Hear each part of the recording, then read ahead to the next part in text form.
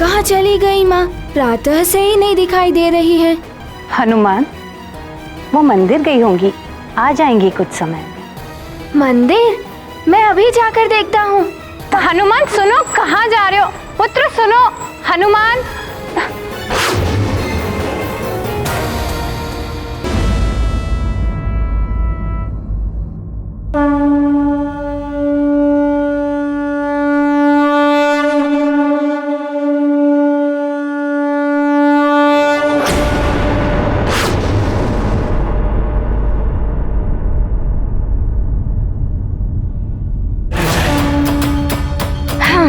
अरे युवराज हनुमान यहाँ मंदिर में? प्रणाम युवराज।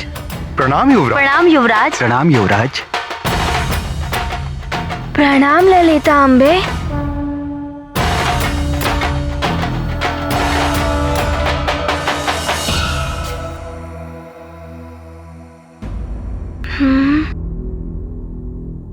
माँ, माँ आप कहाँ है? माँ कहीं दिखाई नहीं दे रही हैं। प्रणाम युवराज। प्रणाम। आपने माँ को कहीं देखा है? युवराज, महारानी जी मंदिर में नहीं आई। धन्यवाद।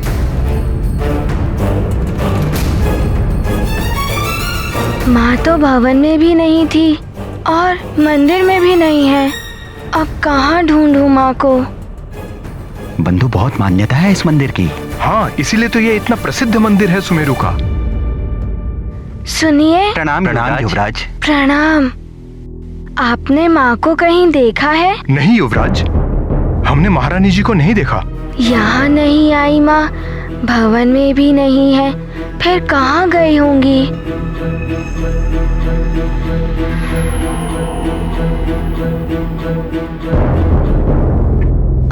सुनिए, क्या आपने माँ को कहीं देखा है कि वो कहाँ है? नहीं युवराज, मैंने नहीं देखा। प्रणाम।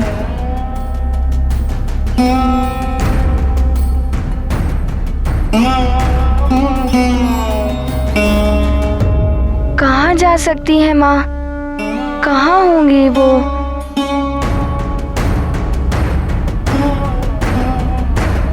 अब कहाँ ढूंढूं उन्हें?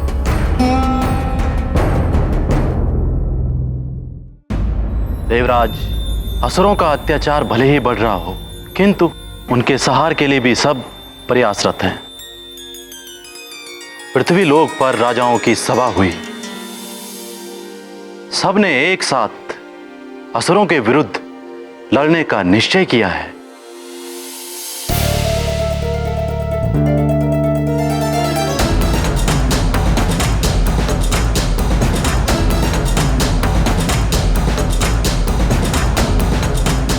क्या हुआ उर्वशी?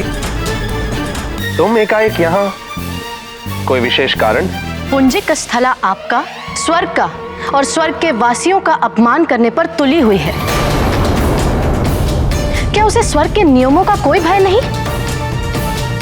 उर्वशी, स्वर्ग के नियमों का पालन करके ही तो पुंजिक स्थला स्वर्ग वापस आई है। किंतु वो जीत तो अभी भी सुमेरु के ही ध्यान में रही है। अभी भी वो संसार के नश्वर बंधनों के मोह में पड़ी हुई है। स्वर्ग को तो वो तुच्छ समझती है।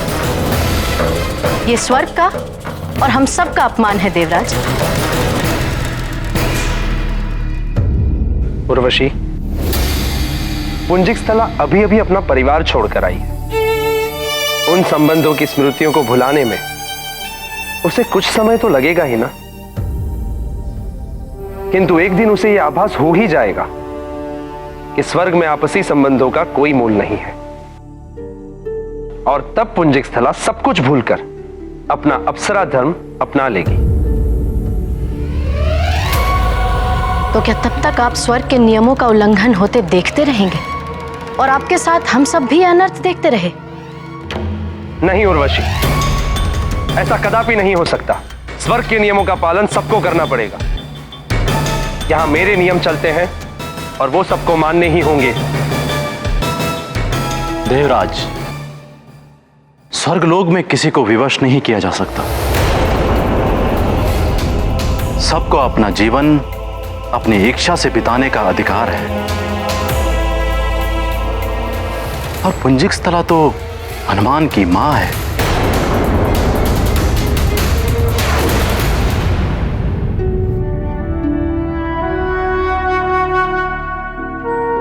अब मैं क्या करूं? मुझे कुछ ज्ञात ही नहीं हो रहा है कि माँ कहाँ है।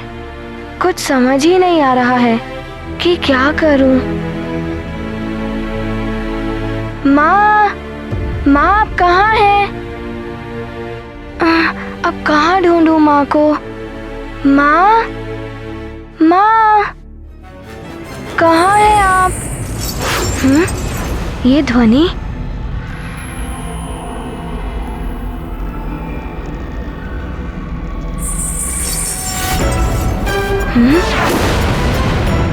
फिर वही ध्वनि। मां और पुत्र का संबंध संसार के सभी संबंधों में उच्च, श्रेष्ठ व पवित्र है। किंतु देवगुरु, नियमों का पालन तो सबको करना ही चाहिए। मां की ममता किसी भी नियम या संहिता के बंधन में नहीं बन सकती है देवराज। और आप ये मत भूलिए कि अंजना के स्वर्गलोक आने से उसके परिवार का विनाश हो सकता है। ये जानते हुए भी अंजना आपकी बात का मान रखते हुए परिवार को छोड़कर यहां चली आई। आपको उसे स्वर्गलोक के नियमों से मुक्त कर देना चाहिए।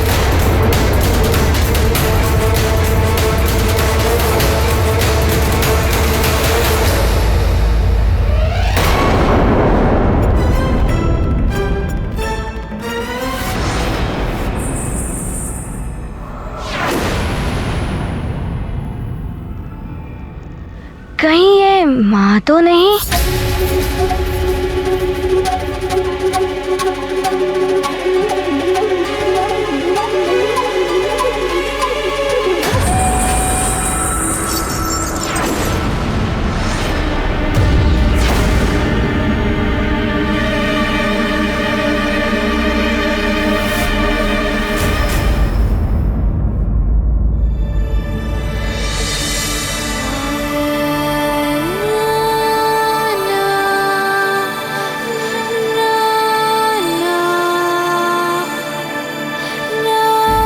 माँ?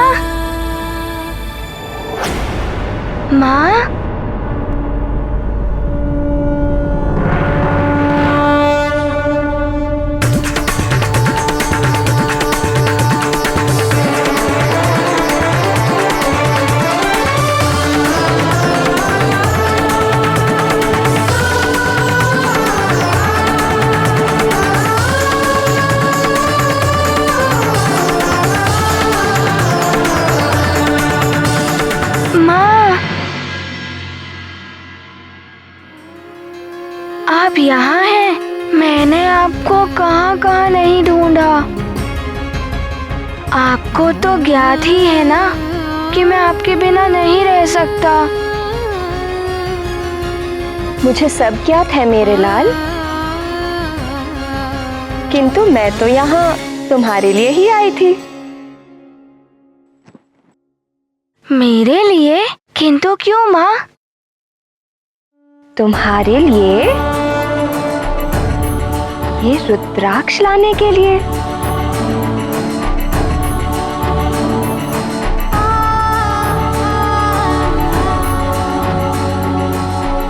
रुद्राक्ष, ये तो मुझे बहुत ही प्रिय है माँ।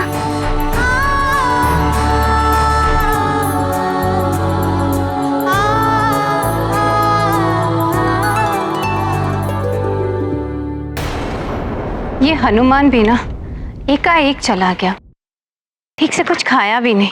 महारानी जी के लिए बहुत चिंतित थे युवराज।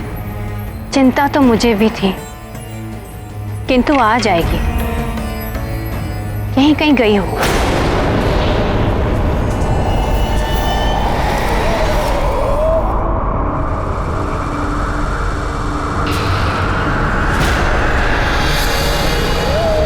आ गई महारानी जी।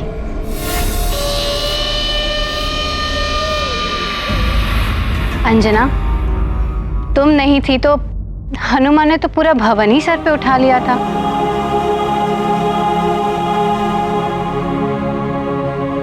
कहाँ चली गई थी तुम प्रातः से? माँ, मैं किलेश्वर मंदिर गई थी हनुमान के कुछ काम के लिए। है ना हनुमान? हाँ नानी जी, माँ मेरे लिए ही गई थी वन में। अच्छा, और तब तो बड़ा उतावला हो रहा था माँ के बिना, अब उन्हीं का पक्ष ले रहा है।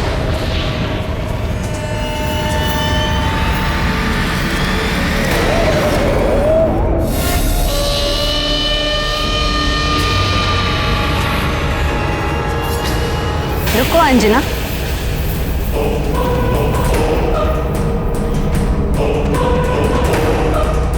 हर दिन तो तुम प्रसाद और आरती देती थी, आज तुमने ना प्रसाद दिया ना आरती लेने दी।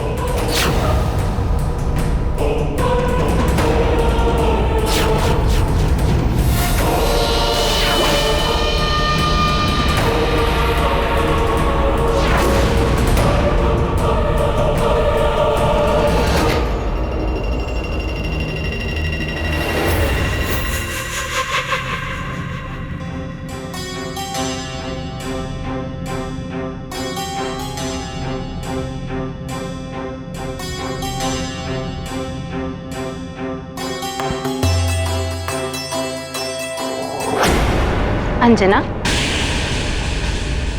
तुम्हें क्या हुआ है? आज तुम आशीर्वाद लेना भी भूल गई।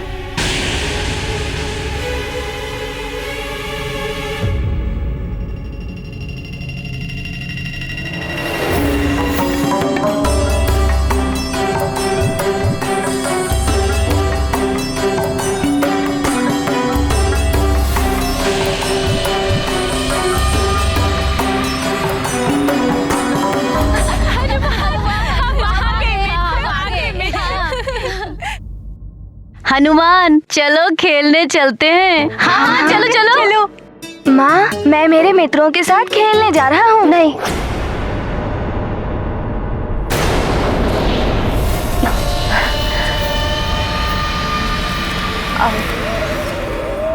आज हनुमान खेलने नहीं आएगा। तुम सब जाओ। आज हनुमान अपनी माँ के साथ ही रहेगा।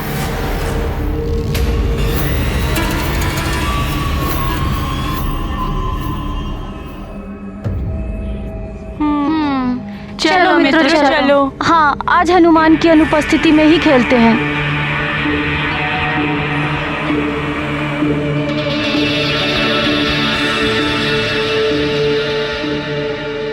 ये आज माँ को क्या हो गया है? पहले तो कभी माँ ने ऐसा नहीं किया। मुझे बाहर नहीं जाने देती थी तो मेरे मित्रों को भी यहीं खेलने के लिए कह देती थी, परंतु आज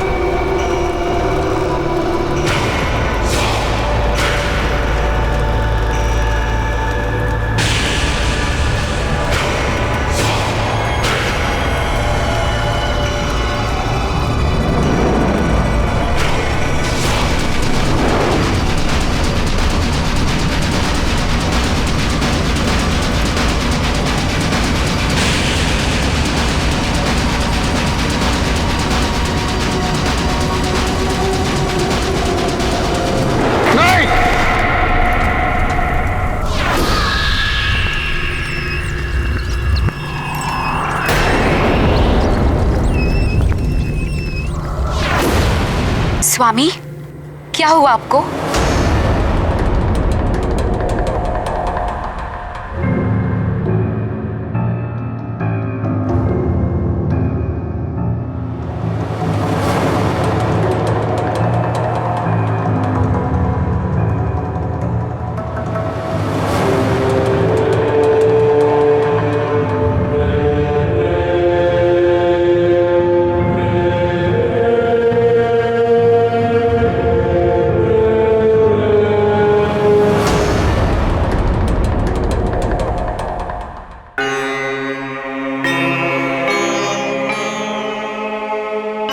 स्वामी? आप एकाएक स्वप्न, एक भयानक स्वप्न देखा है मैंने। पूरी लंका को जलते हुए देखा है मैंने। एक पूंछ जिससे अग्नि निकल रही थी और करोड़ों जलते हुए तीरों का आक्रमण देखा है मैंने। आप चिंता मत कीजिए स्वामी, मात्र स्वप्न ही तो था। नहीं महारानी, आप समझ नहीं रही। ये सपनों का भी एक अर्थ होता है जो हमारे भूत, वर्तमान और भविष्य के साथ जुड़े होते हैं। हमारे भाग्य और दुर्भाग्य से इनका संबंध होता है।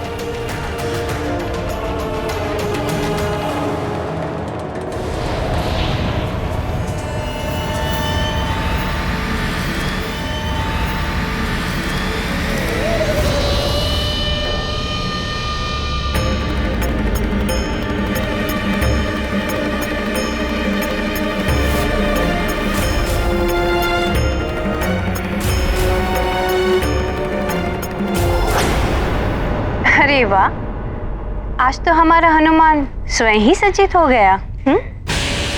हाँ नानी, माँ किसी कार्य में व्यस्त थी ना, इसीलिए मैं आज भी स्वयं सज्जित हो गया। अब हमारा हनुमान बड़ा जो हो गया है। हाँ, अपने कार्य स्वयं करने योग्य तो हो ही गया है।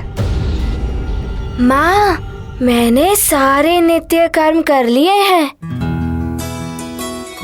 और स्नान भी कर लिया है। अब आरती करें। महारानी जी की जय हो। महारानी जी, महाराज केसरी आ चुके हैं। पिताश्री, माँ, हम पिताश्री के पास चलें? हाँ चलेंगे, पहले आरती तो कर ले।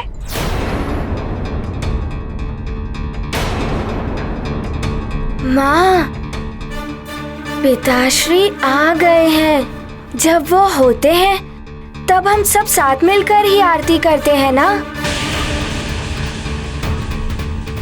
तो मैं उनके पास चलकर उन्हें बुलाने को कह रहा था। हाँ, तो मैं भी तो वही कह रही थी। चलते हैं पिताश्री के पास। पिताश्री!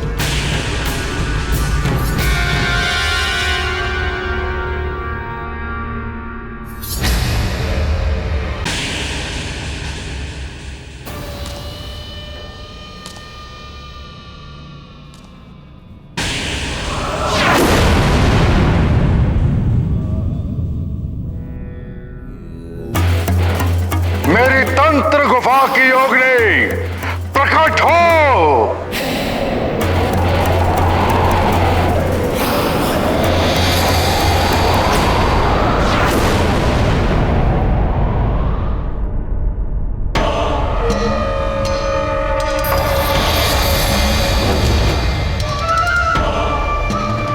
दशानन लंकेश की जय हो। जय जय लंकेश, जय जय लंकेश। शीघ्र ही बताओ मेरे स्वप्न का अर्थ। एक पल में हो जाएगा ज्ञात, कह दे अपने स्वप्न की बात। योगिनी, मैंने रात्रि एक भयानक स्वप्न देखा।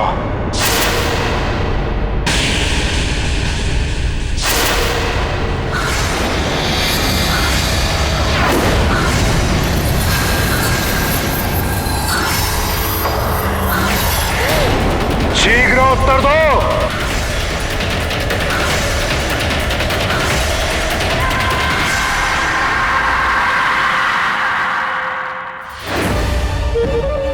जीवन के लिए अभय दान दे लंकेश।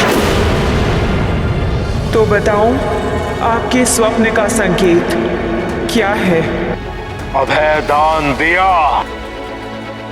अब निश्चिंत होकर बताओ, जो भी हो, जैसा भी हो, स्पष्ट कहो। क्या है मेरे इस भयानक स्वप्न का अर्थ?